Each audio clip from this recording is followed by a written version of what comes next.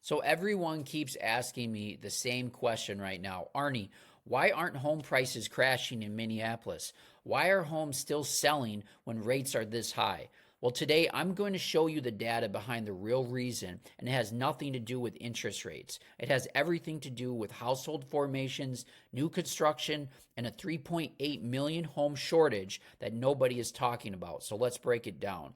Hey everyone, I'm Arne Johansson with eXp Realty. I've sold almost 400 homes in the Minneapolis and the Twin Cities area, and every week I break down the data so buyers and sellers understand what's really happening, not headlines, not hype. If you find this helpful, make sure to hit the subscribe button, and if you want a one-on-one breakdown for your neighborhood and your situation, you can book a private call with me using the link in the description. So let's start with a term most people have never heard of: household formations. A household formation is simply when a new household is created. For example, a 24-year-old moves out of their parents' house, that's one new household. A couple gets married, that's a new household. A divorce creates two homes, one additional household. A roommate moves out and rents on their own, that's one new household. So basically, every time someone moves out and forms their own place, that's a household formation and they need somewhere to live. So why does this matter? Because the entire real estate market runs on one simple equation: new households created versus new homes being built and the supply of inventory that's available for sale. When households grow faster than builders can build, you get a housing shortage. And that's exactly what's been happening for over a decade. But for the first time since 2016, builders actually built more homes than new households were formed. And in 2024, there was 1.6 million new homes were completed. And that's the highest amount in almost 20 years. But the U.S. still has a 3.8 million home deficit. Let me repeat that.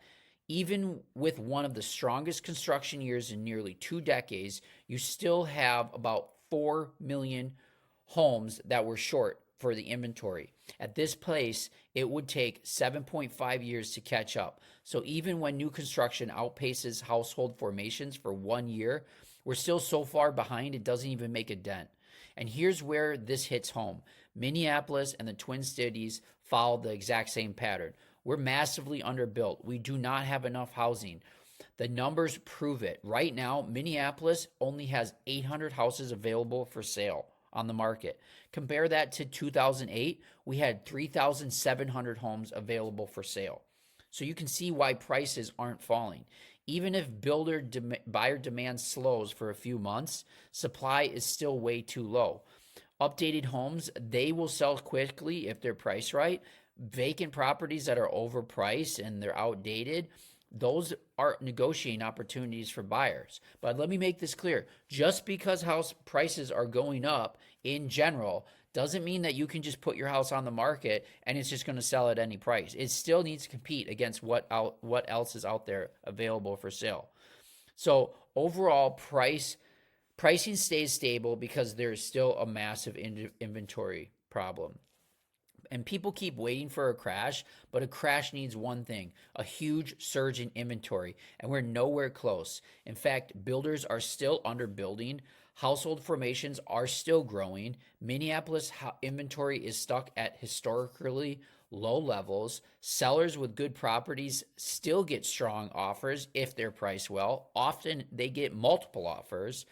Prices don't fall just because of interest rates when they go high like they are now. Yes, they have an impact, but we still have the inventory problem. So if you want me to break down your specific situation in your neighborhood: Nokomis, Hale Field, Regina, Erickson, Diamond Lake, anywhere in South Minneapolis, just click the link below and book a call with me. I'll walk you through inventory, pricing, comps, everything you need to make a smart move. So what does that mean for you if you're buying? Well, if you're a buyer, winter is one of the best windows of opportunity the entire year. There's vacant houses with motivated sellers. There's properties that have been on the market for 3 months. Those people are ready to make a deal.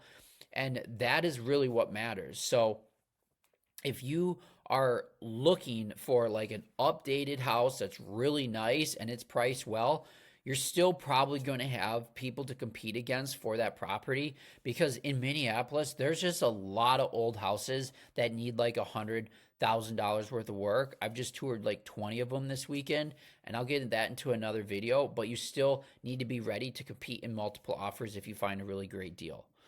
So that's the real reason Minneapolis home prices aren't crashing.